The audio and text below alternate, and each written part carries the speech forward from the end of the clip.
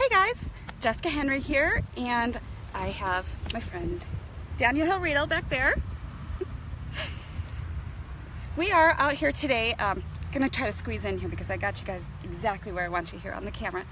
Anyway, so we are here at Rocky River Cedar Point at the Cleveland Metro Parks, and good to see you guys. How are you doing? It's actually Cedar Point. Did I get it wrong? The Rocky River Reservation of the Cleveland Metro Parks. I know it's very complicated. So many words. But it's a beautiful place. It's gorgeous today. It's like in the upper 70s. Yep. Couldn't ask for more perfect weather. Hit 80 today. What's that? We're gonna hit 80. Gonna hit 80. Okay, so we're super excited. We have this gorgeous scene here. I'm gonna show you it here real quick. Good to see you guys. Look at that down there. Okay, so and then there's a cliff across the water that way. Gonna get that in there a little bit. I don't know if you can see that in there, but so anyway, that is the plan.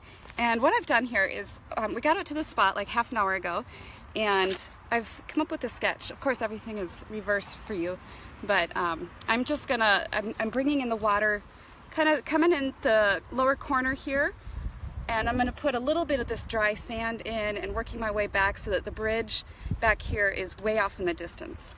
Okay, so every now and then I'll adjust the camera so you can see the scene, but I'm gonna jump in and get going. What I have here for supplies, oh, and when you do a sketch, keep it out, keep it handy, so you can have it as, it's your blueprint.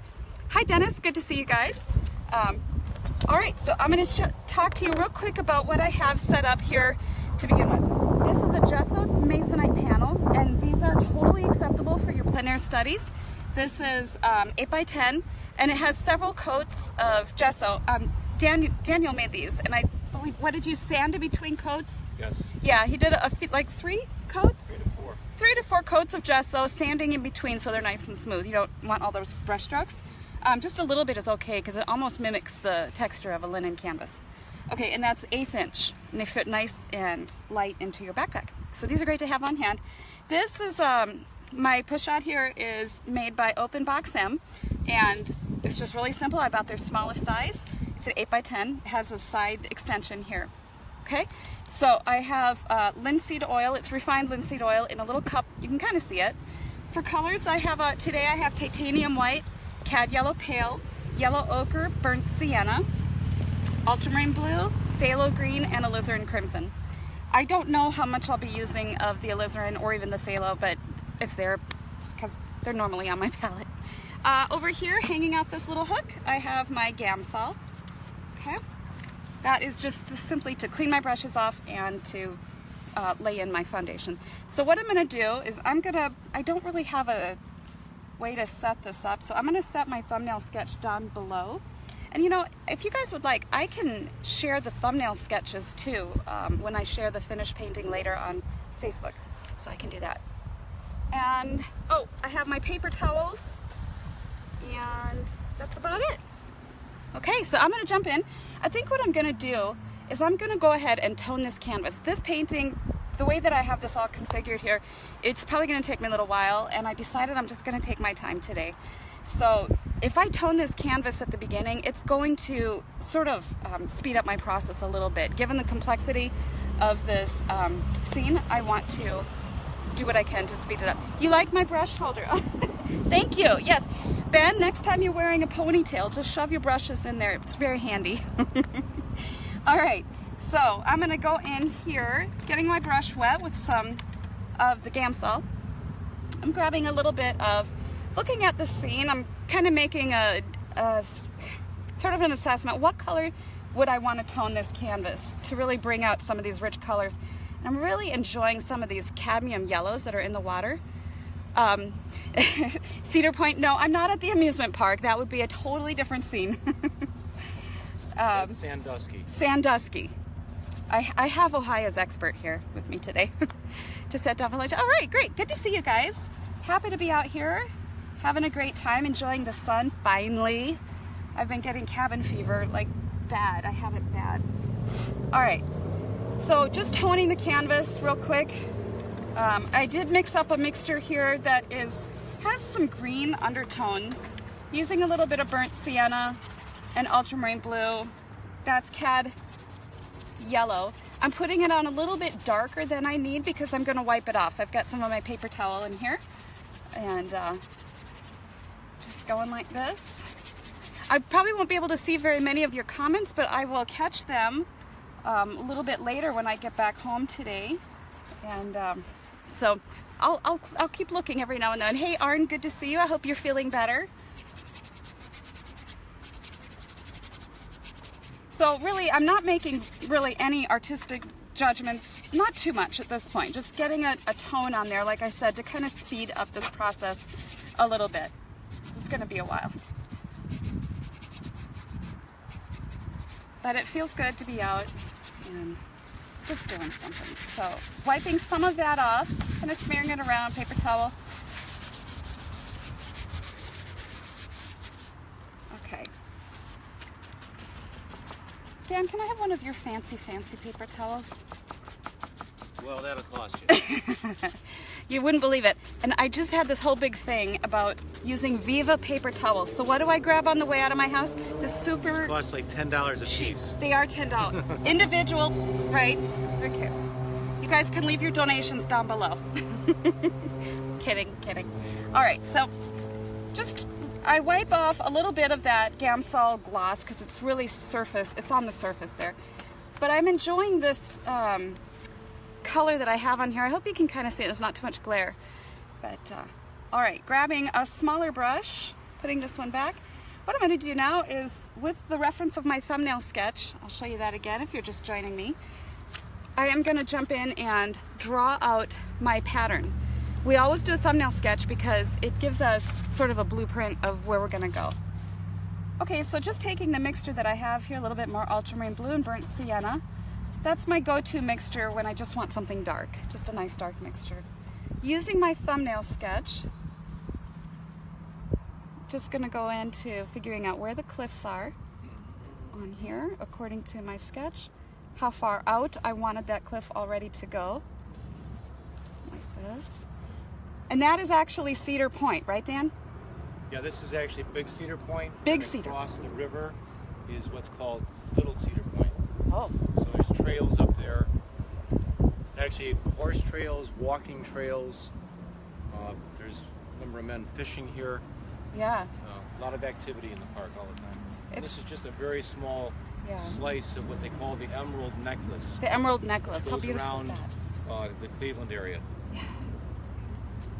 So next time you're in Cleveland on vacation, check out the Emerald Necklace. Well, actually, we're going to be putting together a workshop here in the Cleveland area. So that is going to be something that is in the future. So look forward to that. Hopefully this summer.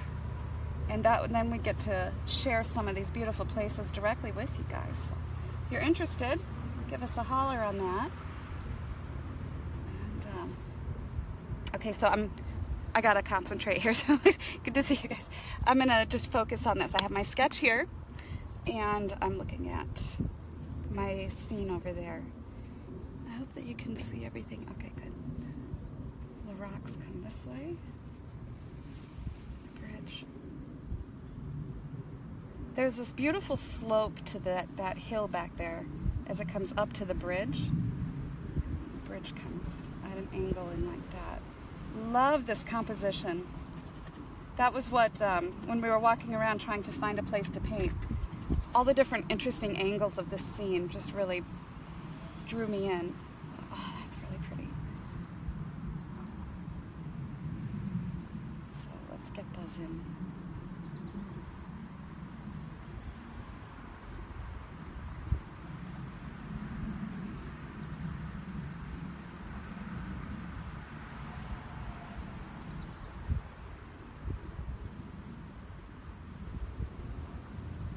So again, I'm just drawing this in place, and I have these trees make this really delicate lace area up towards the top of the canvas, and so I'll get that in a little bit later.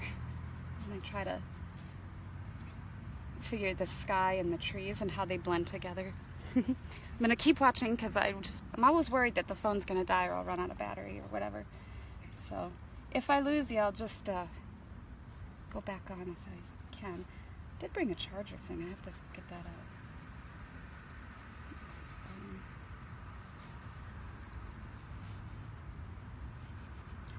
be neat to try to get some of those guys in there fishing.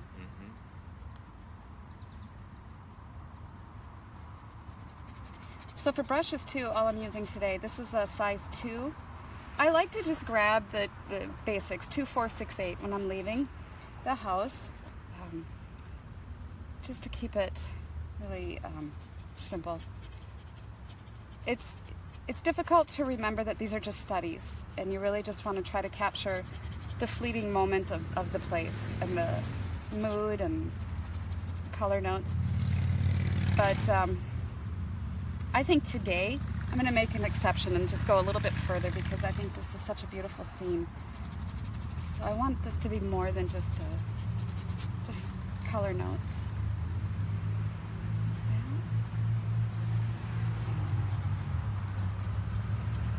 Another thing you want to make sure you have in your plein air equipment is some sunblock, which I was very grateful. I had the presence of mind to grab today before I left home.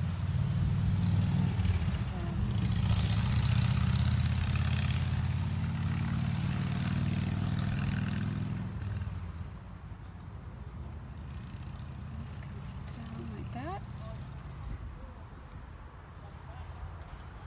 Can't wait to paint this water. I just want to get in that water and paint that. It's so pretty.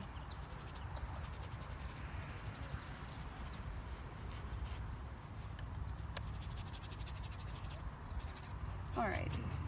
So I'm not going to do much more of the bridge on that. I just want to suggest that it's in that area. If you're just joining, I'll show you the picture over here just a little bit. So you can see, that's the scene I'm doing. I hope you can see that. There's so much glare when you're outside on the camera here that it's really difficult to see. Cleveland Metro Parks, yep. Yeah, Lynn, yep, we're in the Emerald Necklace area, so we hope to do a lot more of that this summer too, capturing more of those beautiful parks. So I am gonna put in I just had this tree right here. I'm just gonna suggest where that's gonna end up living on my canvas. So it'll be about in that area. So it comes down and there's rocks and things over here. And that comes up like that. Okay, so moving along there. And then I've got the sandbar over here that comes out. And you can't really see from this angle, but there's a lot of these rocks that are under the water. And I may actually turn around and try to get some of those underwater rocks over here. They're kind of in this area, so that might be kind of fun. You have I painted in this area before? No, where was I that one time? Yes, well. You were on Lake Erie. No, but when I painted that bridge. Oh no, that was actually farther down. When I did that one of those last live videos when I was doing plein air and I was freezing to death, that was down in one of these parks. It was actually below freezing and windy. So. The other end of Rocky River. Okay. All right, so I'm content with this. I think it has sort of an interesting layout. What I want to do now is, and I've kind of been doing a little bit as I'm going along, is to start laying in my values. I obviously already have the middle tone in place. So I'm still not using the linseed oil yet, just grabbing a little bit of Gamsol. Gonna put in some of these rockier cliffs over here, like this. Still using this size 2. I should probably switch to a bigger one, but for now this is fine. And then these shale, is it shale that these are? Yes. Okay, so they're shale, these cliffs, really brittle, and I want to try to get some of that look on there of that. I've got some shadow and back this way. And then everything back in there is going to be really a lot lighter in value, more suggested, all those trees and the shadows that they create. I'm not sure how much of that I'll get into, but as long as, just according to my thumbnail sketch and this, I think I'm on the same path that I was on when I made this. So I'm going to put this down because I've pretty much graduated beyond that. And going to get this in. So I can't wait to paint these beautiful greens in the water over here, so that'll be fun. And then these trees that go up the slope, we'll frame this painting in really nicely, just like this. So we'll let those do their thing over there. All right, time to jump in. Now I'm switching to a bigger brush. Let's, whatever this is a 4, so this will be fine. Get that back in place. All right, gonna clean a little bit of my palette off. I have some of my paper towels. I'll use my bad ones for cleaning my palette. That doesn't matter.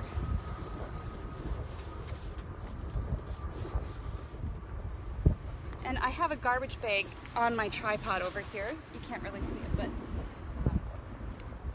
I also have my plein air backpack. It's kind of tied to the bottom of my tripod so that if a wind should come up, it's not going to blow away. It's really not that windy today. It's just a slight breeze, which is really pleasant. Keeps it from being too hot. Okay, all set. Jumping in with color, I'm going to start from the farthest away, the sky, and work my way to the foreground. Grabbing some white. And the sky is not very brilliant blue today. It's better up there, but over there where the trees are meeting the sky, it's more of a kind of chalky neutral blue.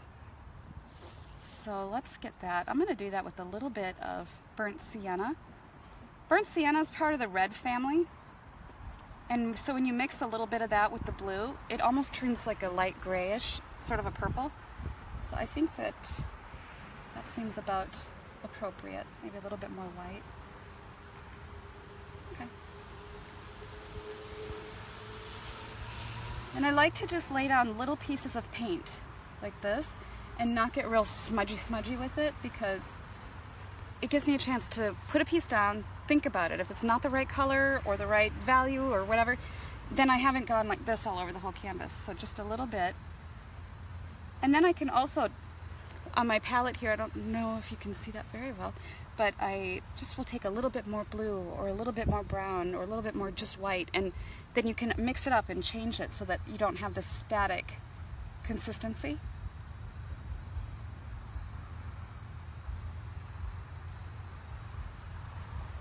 Like poster paint. And I'm also, as I get closer to the tree line, I'm lightening my brush stroke so that some of the blue mixes with some of this, which is now dry, middle tone back there, and it creates almost a lace-like impression already of where those branches and leaves and twigs meet the sky. I'll encourage that a little bit more as I go along. There's not much of this over there.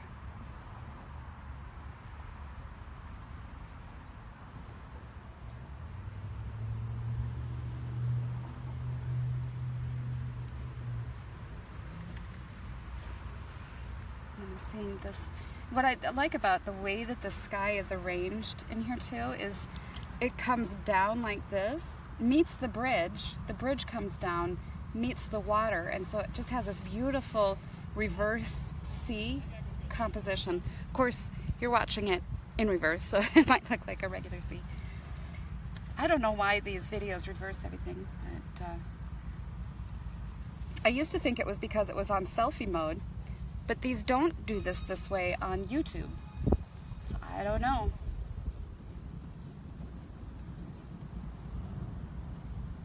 All right, so that's fine.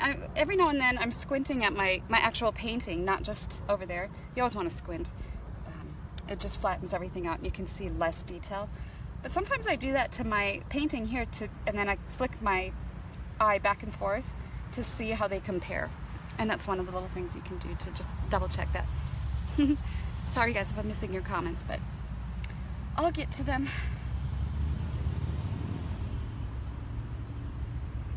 Okay, there's that. While I have this color on my brush, I'm going to just take a little bit of yellow ochre into this mixture. And just a little bit. Start getting in some of the information for this bridge, where it's really bright and intense over here.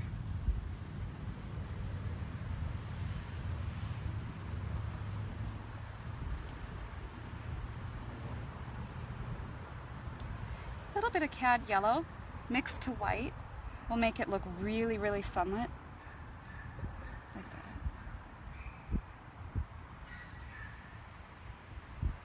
I think this part over here is pretty much in shade, so I really want it to look more glowing right here.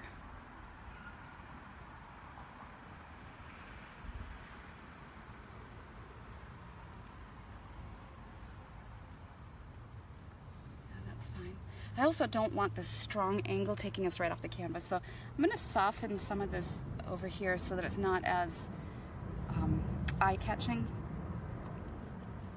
A little bit of ultramarine blue, burnt sienna and white. Just a nice kind of purplish gray. I'll put to the top of this bridge where the shadows are hitting it, those old bricks.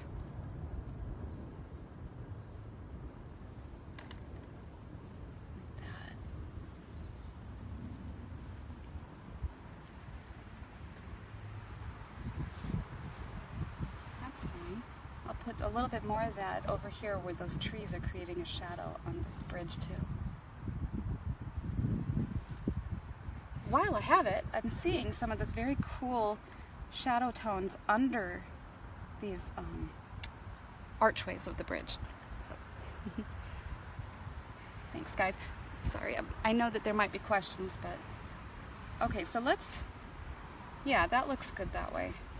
That tone. It's just what I did to get this shadow color is I added a little bit more blue and brown to that.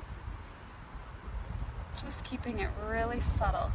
I see some of that over here on this pie line.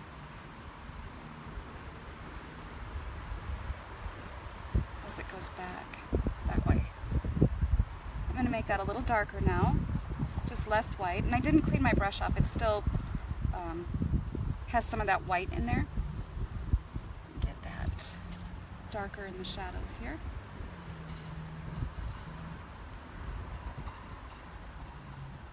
And over here.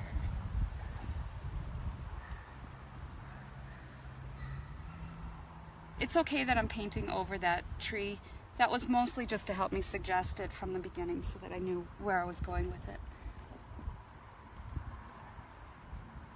I'm going to grab some of that alizarin and get that up in here into the shadows. A little bit more darker. Alizarin, ultramarine blue, burnt sienna. Nice, rich. Oops! I got some cad yellow in there. Get out. Okay, so I just moved my brush backwards and scooped that up. Okay, do you decide before you begin to limit your palette? No, I always paint with the limited palette. Yeah, too many colors can get very, it can get overwhelming and distracting, and the paintings can lack a sense of unity. So I keep it very simple. I even do my portraits with this palette. Sometimes I'll add more colors to the mixtures, but you know, I like to keep it very, very subdued, very, you know, more is less. You also have to carry all this stuff. Depending on how far you're hiking from your car, those backpacks get really heavy, and the tubes of paint, of course, are very heavy, the more you have with you. So especially for plein air painting, I keep it very limited. I like you can get all kinds of different colors with this mixture too. In the videos that we sell, we have the workbooks that go with it, and in the workbooks I have a lot on color mixing with just this palette and these colors, and how to achieve beautiful skin tones or colors in water, or the sky, green grasses. Really, there's just so many. And that's one of the main things that people have they've been coming back and commenting on about the videos that we sell, is how valuable the workbooks are, and just seeing the visual extra support that way. And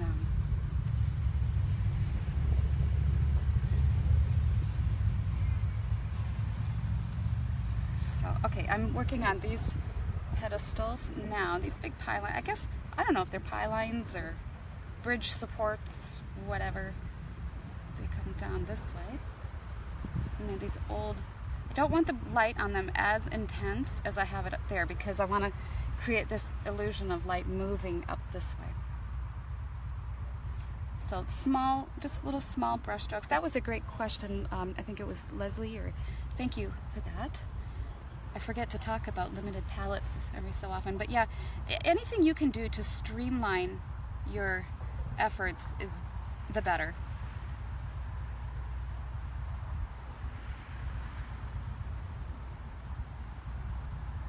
Let's get this a little bit, I want to pop right there.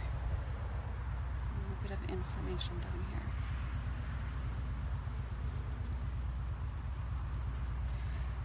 All right. Okay, now I'm going to get some of these trees up in there.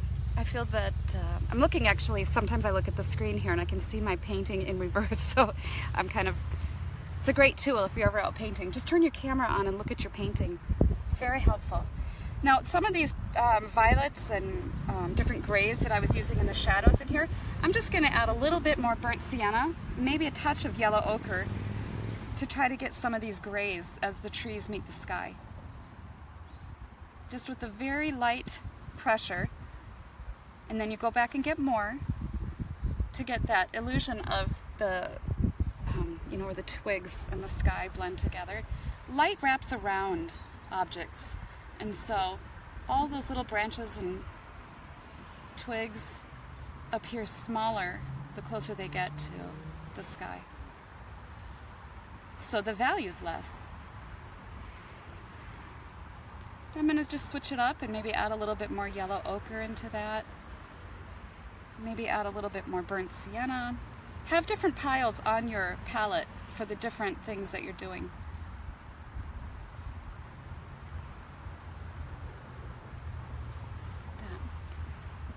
And all I'm doing right now is just kind of establishing this interesting tree line as I see them.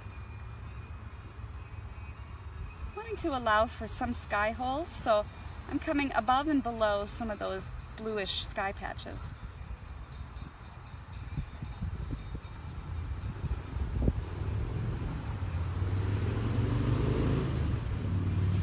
Squinting down at that passage over there, it's very, it's kind of more muted grays in there. I get confused. Is that, oh yeah, it's limited palette, yes. Yes, it does eliminate confusion, or at least helps to eliminate confusion. So just keep this quiet over there. A little bit of texture, a little bit of interest, not too much. I'll come back in through there with some more interesting, some trees and whatever, but I don't want to draw the eye off the canvas that way, so I'll keep it a little less over there. More is less, less is more. Squinting down at that, I see there's a little bit, the value passage in here is a little bit darker. A little bit of sienna, a little bit of yellow ochre warms up some of these. The effort is to not let it get super fussy. Keep it fresh. Just let some of the brush strokes just play and dance on your canvas.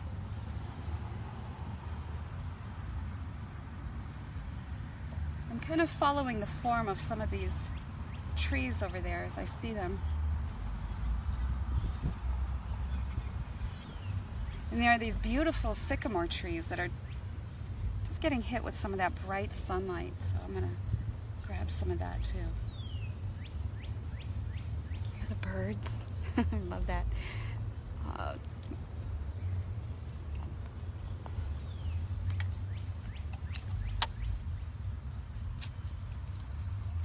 If those guys hold still, it'd be neat to put in some of these fishermen.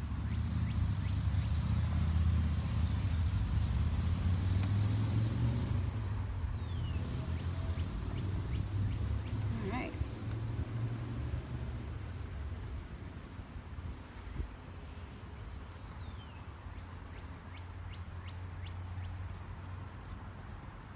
So when I squint down at that scene, what I'm seeing are these interesting little blobs and masses. Here, I'll show you a little bit. I'll turn this so you can see. Kind of that, you can see those trees back in there. There's just sort of a grayness, but within that grayness, there is this variety of warms and cools and things like that. So I want to try to get those in.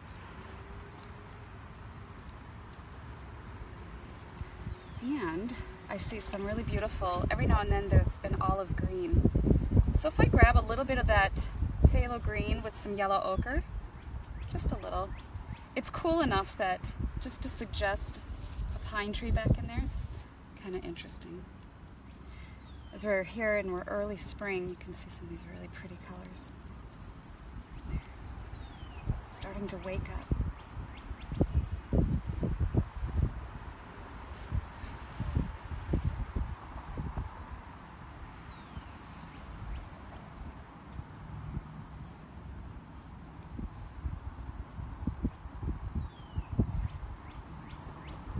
Now I'm going to get some of the forest floor back in there, and keeping my brush strokes in a nice long horizontal angle going this way, it'll create that illusion of a flat surface, table surface.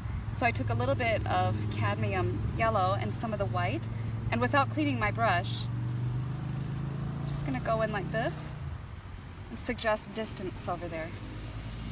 A little bit more green, cad yellow, ultramarine blue will give you a little bit brighter green, sort of a sage green, cad yellow, ultramarine blue, with a stronger amount of chroma, the colors, just the colors. And then as we come forward, it's even more intense this way. And see, by doing that, it gives you the illusion of this is coming forward towards us, and that goes back.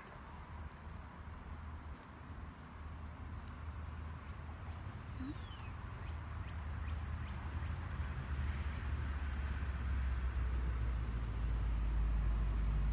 I like the slope of the grass coming up to the bridge. I think that's really pretty. I'm just taking some of that same color and putting it up in here where I see some of these trees having some color that way. All right, now some of these sort of brown pieces of where the grass hasn't grown yet. Sandy, dead grass banks.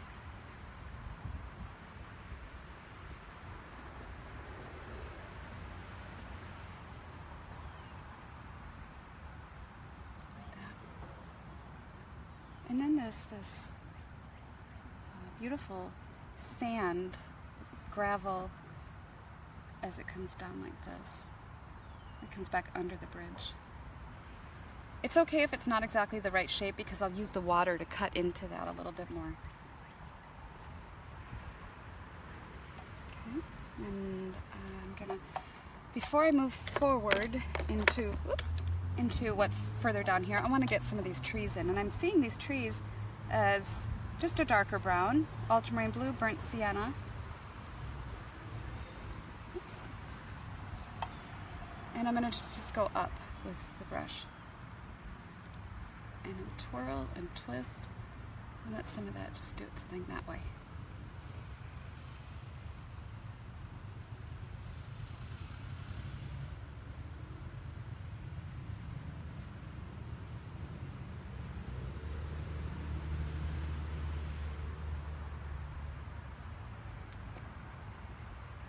I'll just suggest some of those in there.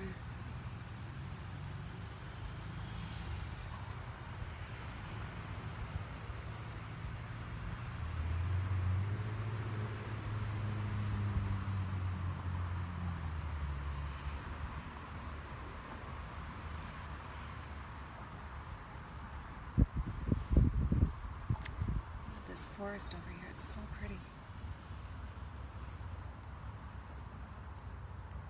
See some of these darker ones up front.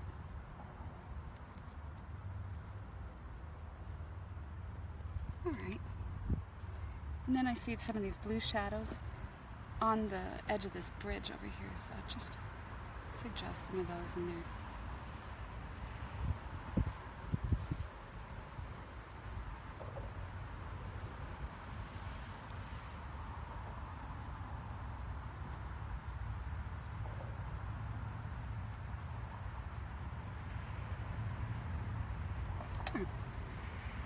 That's okay. All right. Now, as I move down into the water, I'm going to get this bank in here, the far away over there. There's this nice, sharp, strong dark. And I'm still going to just use this size 2 brush as I see the land coming down. I think those will make nice little anchors for that passage back in there.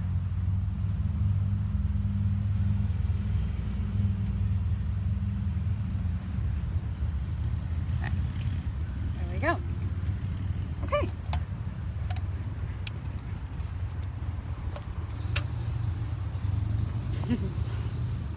Sorry if I missed your questions. What is that? Super. Oh, thank you guys. All right, I think it's time to clean my brush off.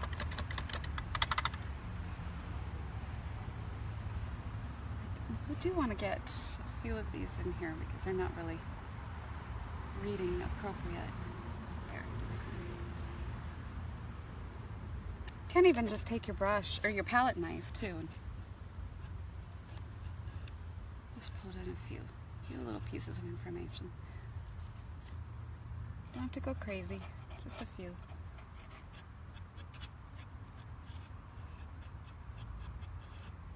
That's fine. Okay, water. Oh, I dropped my brush. That's all right. Hashtag sand in my paint. Yes, yeah, sorry. All right, so I'm looking at the water over there, squinting down at it. It's pretty much whatever's happening above it. Water is always a little bit darker than what it's reflecting. And so I want that a little darker. That was yellow ochre, ultramarine blue, and then white, some whites. Grab some of that darker brown that I had in there too.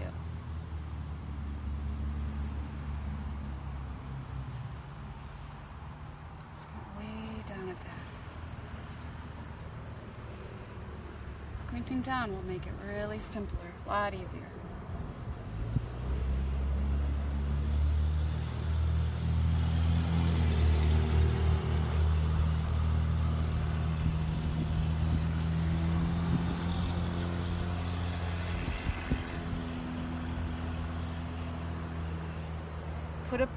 Put a piece of paint down, leave it alone. Don't want to mess with it. Unless it's wrong, then you scrape it off and keep going.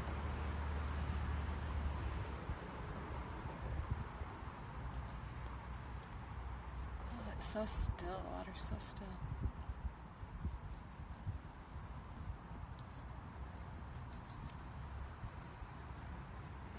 Let's grab some. I'm going to use a little bit of that phthalo green now with some yellow ochre, where I see it over there, where the Plein, the second one, is sort of casting a shadow in the water. I can see some of that beautiful color in there. And as it comes around this way, a little bit more yellow ochre. Oops, that's a lot. It's kind of a big glob of it. Sometimes the wind is coming across the surface of the water and creating an interesting ripple. So I'm going to put that in there. But first, before I get to that, I'm painting what I see underneath the ripple, and then I'll add the ripple over the top of that.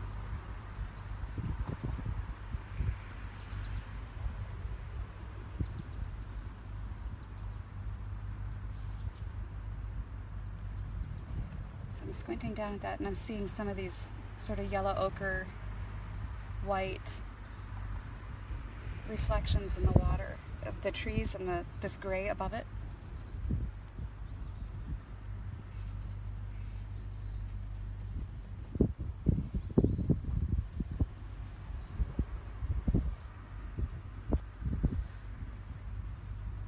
You having fun?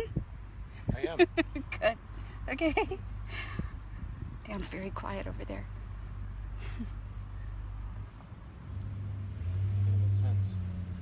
Yes, you are very focused.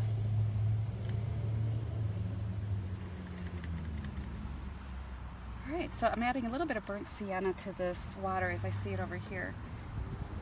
As it comes around burnt sienna, yellow ochre. Coming around this sand bank. And then as it moves across into the water, I'm grabbing a little bit more yellow or cad yellow.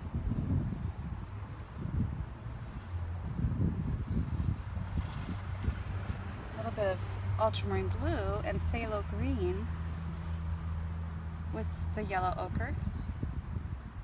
This colors in here is really beautiful.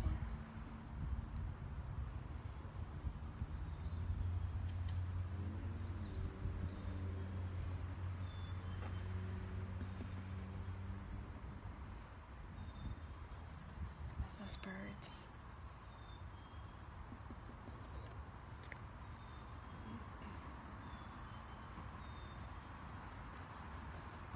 And so far I haven't used any linseed oil. I find that I just have it in case the paint gets too stiff, but I haven't needed it, so that's good. So in case, just to point this out, I had this burnt sienna passage in here. Then I had the cad yellow sort of mixture in here, and then I have more of a greenish mixture in here, and then I'll transition over to the shadows over here with a little more blue and brown. And I'm pointing that out because I'm not muddying the integrity of these different passages. Are you using the paint pretty much? The thickness that comes out of the tube. I'm not adding any linseed oil to it yet at this point. So just, you want to be careful not to over blend and over mix what you lay down, just to keep a nice, clean, fresh, just like that. Then what you can always do is you can come back over it and just soften it up if you want a little bit. And of course, I'm just telling you my techniques. There's so many people. For everybody that's an artist, there's different ways and different means of doing things. So this is what I've found. All right, now getting over into the shoreline over here where the rocks are casting more of a shadow in the water. That's a darker ultramarine blue and burnt sienna. A little bit of burnt sienna, it's mostly blue. Oh, there's people on horses.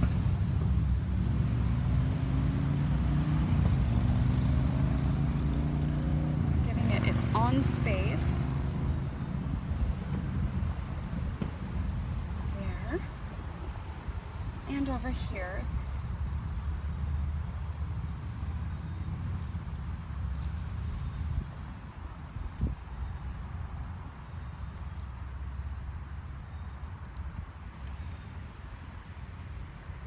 Okay.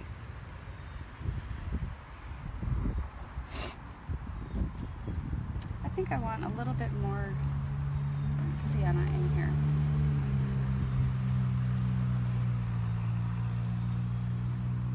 And it creates just that really pretty rainbow-like effect in there. I love that.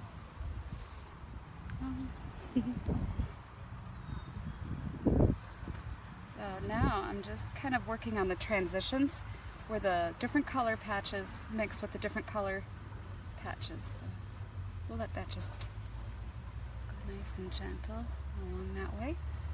Okay, you have to see this. I'm going to turn the camera around.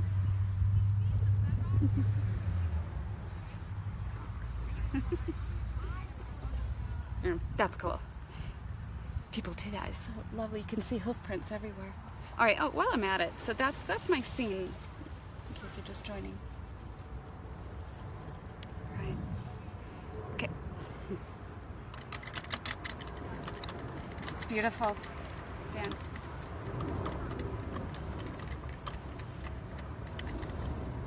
All right. So now obviously I've gotten a little bit too close to me here, so I'm going to get in some of this and then I'll come back in through here and pull out more of that detail.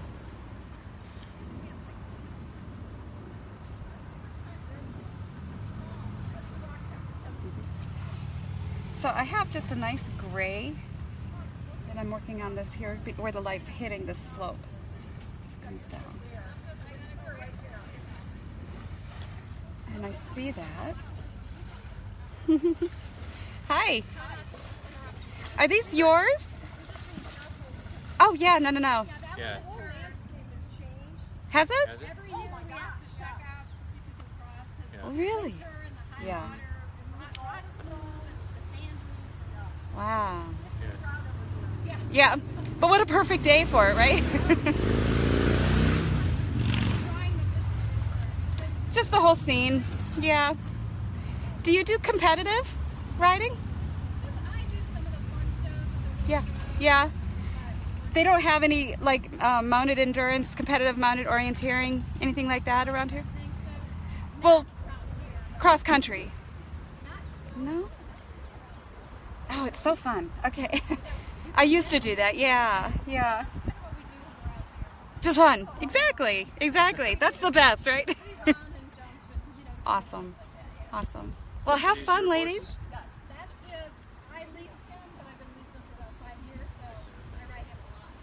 Nice. Yeah, yeah. That's in Appaloosa, is that? Wow. He's enjoying the water. That's great. I think he's enjoying it. Yeah. Thanks, Steph. Thanks. You too. Take care. All right, we might be here. Okay. Enjoy yourself. That's cool. That's cool.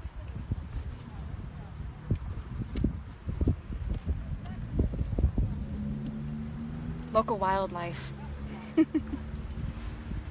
So I'm just taking this gray, this neutral gray, and some of it I'm adding a little bit more burnt sienna into it.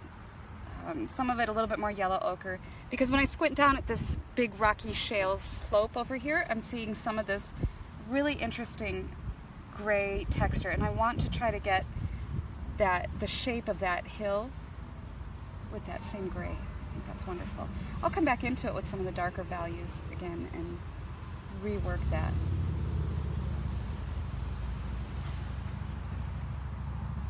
Here.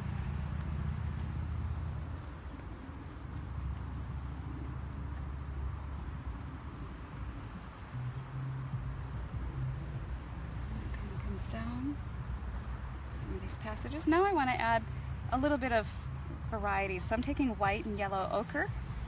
I'm just going to hit up some of these places where I see a little bit more highlight.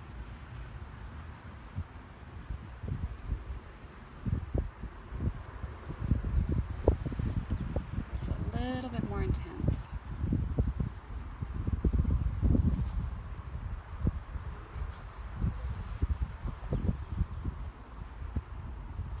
A little bit of cad yellow pale to that white. We'll make it look even more sunlit there. That's good. A bit in there too. And then there's some spots and pockets. Okay.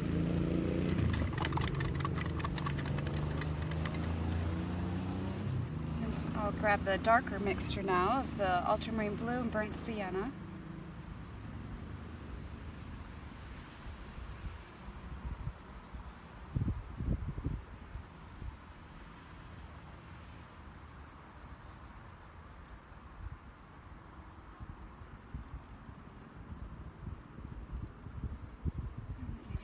Gray down in here.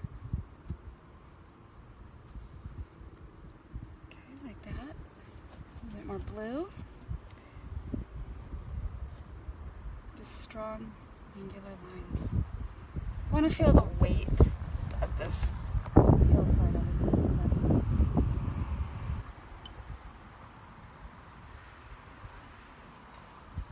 So it comes down a little bit. It's darker in here.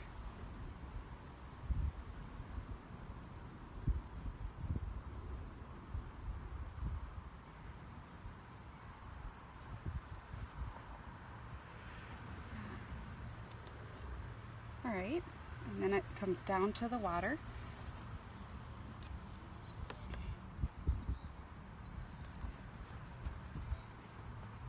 Like that.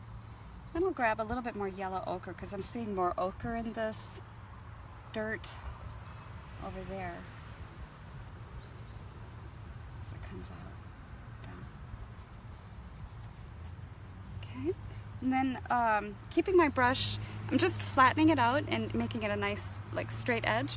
gonna scoop some of these, a little bit more yellow ochre and white mixture. And it's some of the grayish blue that's on my palette still. But I'm gonna start putting in some of these rocks, and they're just straight little, like that. Mix that up a little bit.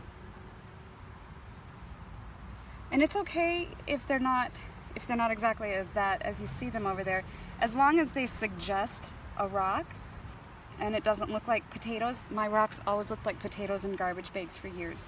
So I had to learn, just keep your brush, and this is why I like flats, because you can get them into a nice, sharp, chiseled angle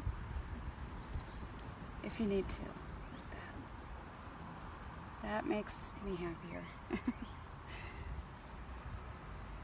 up a little bit more of that color. And then I'm going to take my smaller brush and just come back in through with some darker shadows under those rocks, just to suggest a little bit of shadow there. Better things. Well, I haven't done this since I was in Ireland. So. Yeah, Dan came to Ireland and Tuscany, Italy. We had a great time. Wonderful, wonderful time.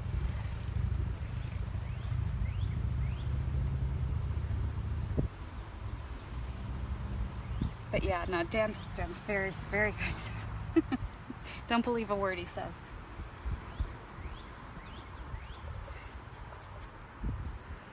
Alright, so now I'm adding some of these reflections of these rocks in the water.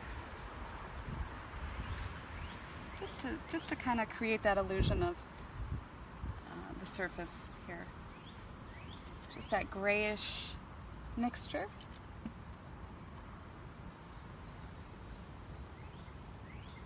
Right, and then we saw some of that over here too that I didn't quite get in.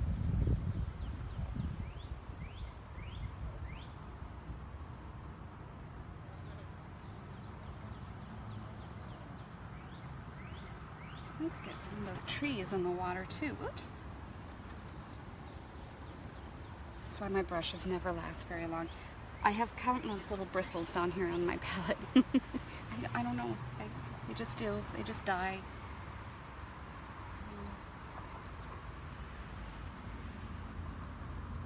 Just suggest these trees. Okay. I'm going to make this cliff here a little bit lighter because the value wasn't separating itself enough from the background. Alright, now I'm going to suggest these trees over here as I see them. And I think I will use a little bit of the linseed oil for that so that I can make this a little soupier mixture. It's my linseed over there. And I'm twirling my brush into a point. Is the image reversed? Yes. No, the image is reversed, John. I'm right-handed. I don't know why these reverse it, but you'll see when I share this painting later on Facebook that it's reversed from what you were just watching. I think Congress could ask Zuckerberg why it's reversed during the hearings. Exactly. Well, maybe we'd all find out. Maybe we'd all find out. I'm laughing. Okay. What are you doing with our information, and why is Facebook Live reversed? Exactly. That will solve all the problems in the world. That's all. We'll be taken care of.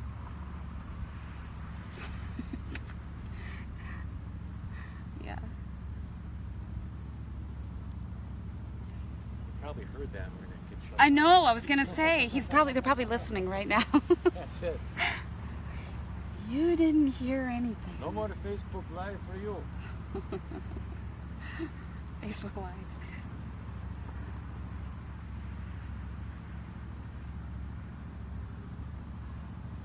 So what I'm doing is I'm just sort of trickling my brush, as you can see, and I'm sort of twirling it as I go up. Just putting in a few more. I just want to create that feeling of depth.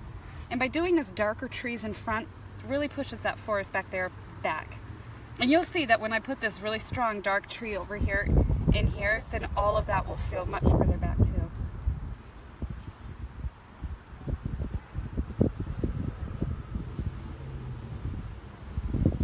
Press like that.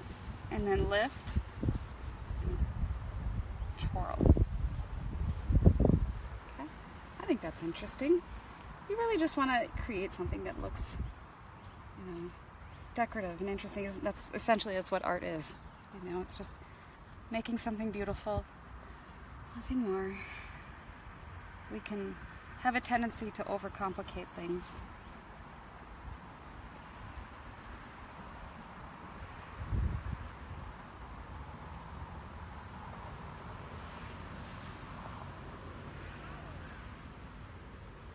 And these are the shadows, by the way, for those trees. Maybe I'll give them a few extra branches. Lighter pressure, very light. Dan was telling me I should have brought much smaller brushes than these size 2, and I think like little ones. I think he's right. Although I didn't bring him on purpose because he'll get the size, you know, 1 watercolor, there were just like 5 hairs, and that's what he does a whole painting in. So I got to give him a hard time. I'm always saying use bigger brushes.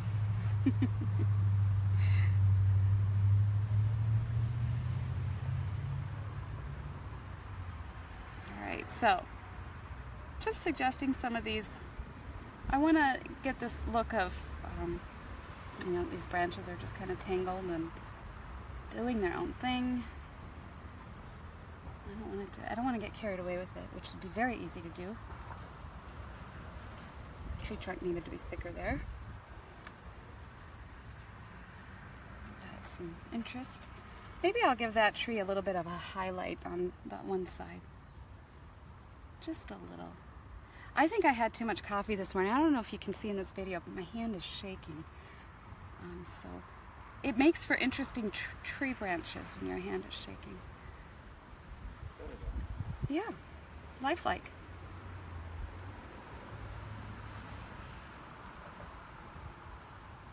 And then as you move from a silhouette, the silhouette of the trunk of the tree, and you move it towards, you have a light background down here around the ground, the tree is darker, but when the branches get up to their, if the background is darker, they're lighter.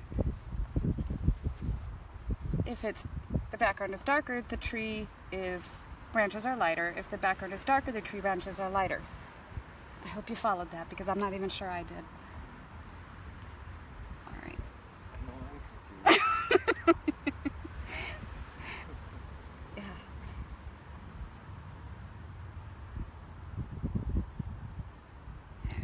Fine. Okay, I want to play more, but I'm going to walk away from that. All right, now I'm going to get these rocks over here, which I started to do when we were talking to the ladies on the horses.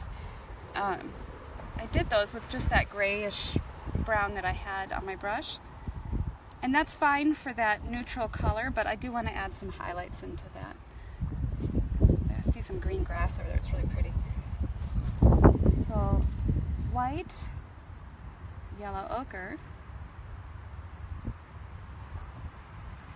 Just gonna lay down some sun hitting those surfaces of the rocks. Just a little. It doesn't have to be fussy.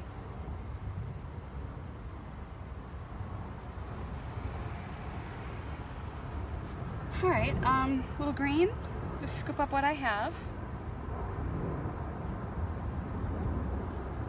That's fine. All right, now I want to get that strong dark tree in there.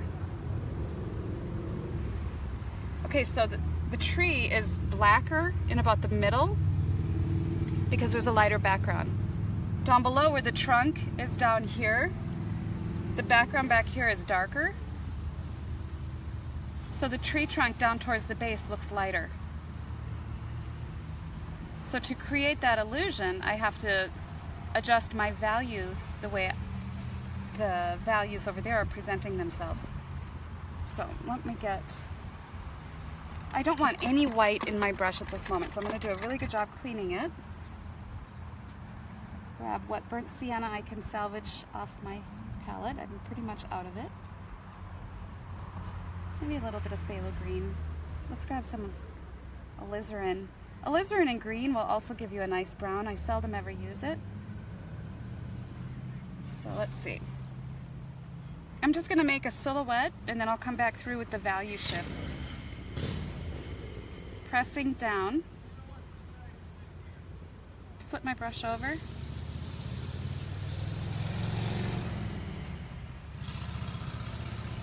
Clean it because I'm getting white in there. Scoop.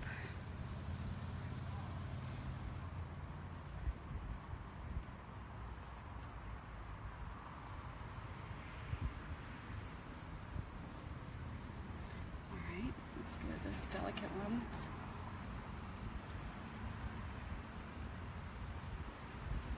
I love trees.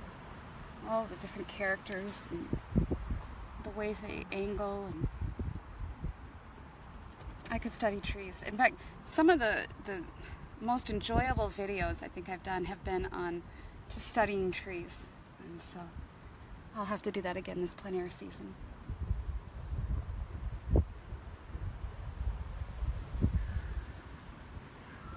Just letting the brush fall gracefully down there. Gives it that nice, natural, elegant angle.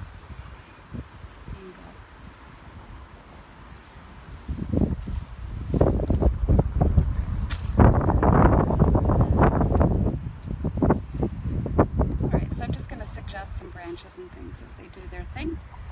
Alright, so now I want the base of this tree trunk a little bit lighter so it's separated from the background. Just like that.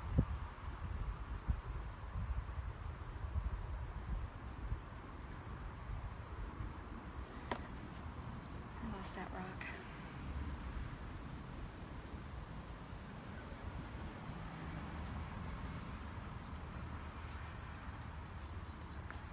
Let's give this tree a little bit of attention. All right. Now I'm going to do this water and this sandy passage back in through here.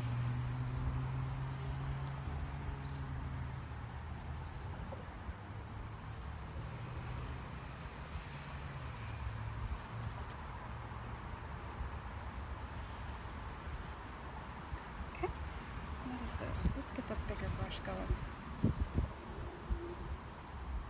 I'm seeing a lot more of this yellow ochre, white, a little burnt sienna in the sand bank here. I'm just going to lay that down, but then I'll come back over it with some brighter color. Like that.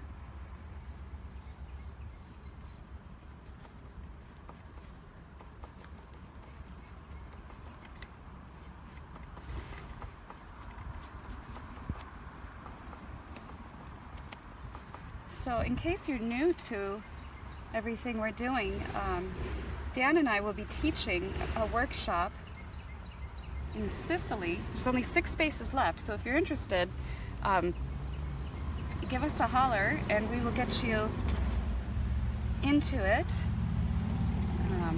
Very excited about that. That's in October 26th to November 5th. It's all inclusive. Everything's taken care of for you. Just all you gotta do is get there. And we're in Sicily. Very, very excited. We're gonna be painting the portrait, figures, landscape, plein air. We're calling it the one-stop workshop. So that's gonna be fun.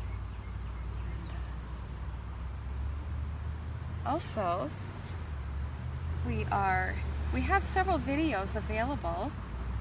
If you go to renaissancecreativearts.com, we have the portrait video that's been very popular all over the world. Very excited about that one. Painting the Still Life we just released. Getting great reviews. And then also, last year when we were in Europe, in Italy, Tuscany, and Ireland, we filmed and made 8 videos. And those are gorgeous, and they are available to you. With each one comes with a workbook, and very excited about those. So these are all available on our website, Renaissance Creative Arts, and take a look. we're also getting ready to open up, probably next week or very soon, the Renaissance, by the end of the month, yeah, the Renaissance Academy of Fine Arts. And I'll be starting, it'll be a year-long program, and I have 3 years planned to take you from just beginner drawing up to watercolor, color theory, oil painting, landscapes, still lifes, portraits, master copies, and you know, we'll have a year-end final painting, and we got all kinds of fun and exciting, wonderful things planned for that. Can't wait to get it started.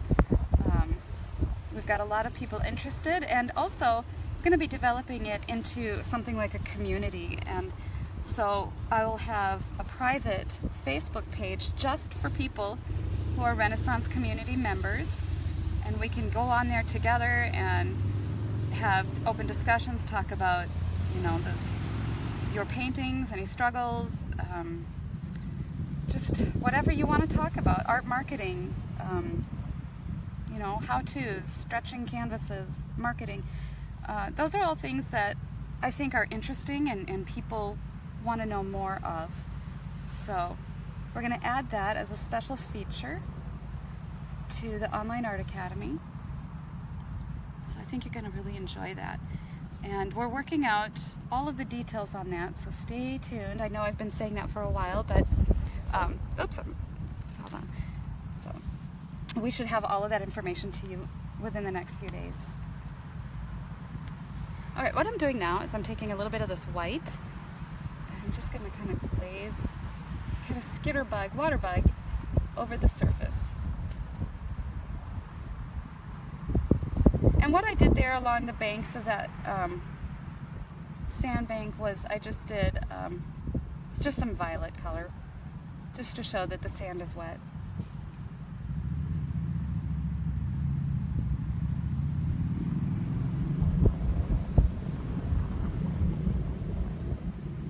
All right, that's kind of suggesting that the water goes back that way. I think I'll add one of those little guys. I don't have a tiny brush, so I'm going to do what I can with this one. And now that they're gone,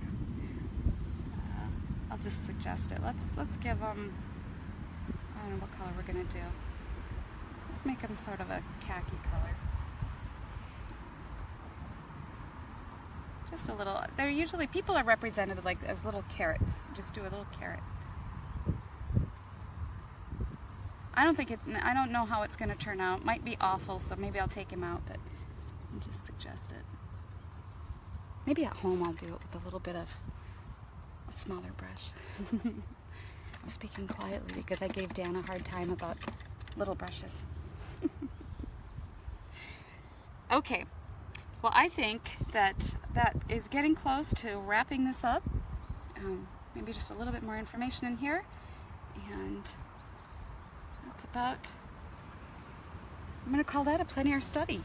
All right, well, hey, I wanted to say thank you guys for joining, and where's Dan? There he is, back there. Thank you for joining. Have a great day. Yep, thanks Enjoy the guys. weekend. Have a lovely weekend. Enjoy the weather. Bye-bye.